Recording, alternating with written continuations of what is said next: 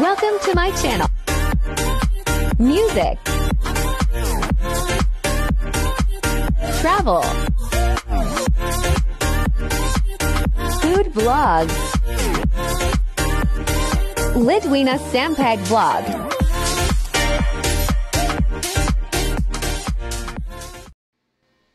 Alam mo sangkay, ayan, meron tayong onion, garlic.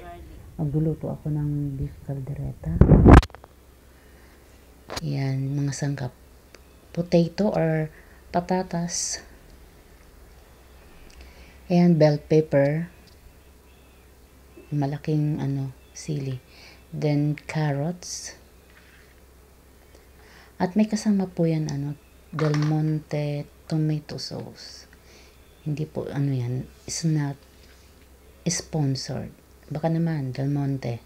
Then black pepper. At saka Reno brand liver spread. So yan, gagawa tayo ng caldereta beef. Yan ang mga sangkap. Yan, tayo ng kawali. I-stir fry muna natin yan, yung mga carrots, patatas, bell pepper, para madali siyang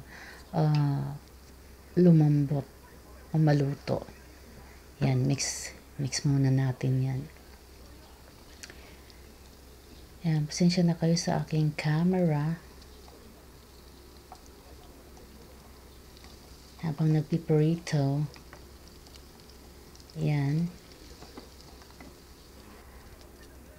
Masarap to mga sangkay kasi syempre ako nagluto. Hindi, masarap talaga siya. Simple lang, pero masarap. Ayun. So, ayan, tayo ng mantika. Magpainit sa pan. Ayan. Oo nga pala, kanina pala yung mainit na. Sinunod ko dyan yung patatas. Pasensya na, parang inantok ako. Kulang ako sa tulog. Then, halo-halo natin para tawag doon siya, maluto. Hindi naman, half-cook lang. So, ayan. Lagay naman natin ang bell pepper. Isa rin yan na nagpapasarap sa isang beef caldereta. Ayan. At pag nilagay mo doon, colorful na siya. Magandang ng kulay. So yan, minalo-halo ko muna siya. Diba? Lang din yan, half cook lang din para hindi siya ma-overcook. May iset aside natin yan. So ngayon, yan, meron na akong kaserolang sakto lang nila ko.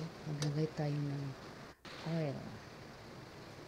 At maya meron na yung gigisan natin ng bawang at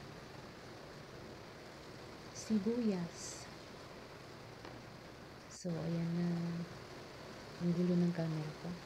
So ayan, nalagay natin ng bawang, gigisan natin.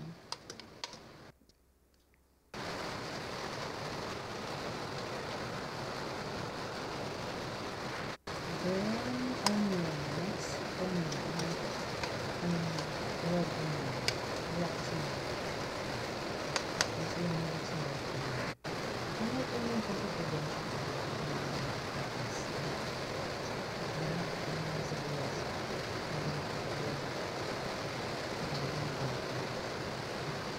Habang mag-umpisa tayo ng bawang at sibuyas, isusunod natin pinakulo ng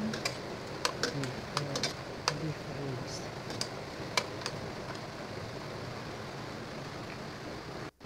So, pinakuluan ko na yung dito. Malambot siya.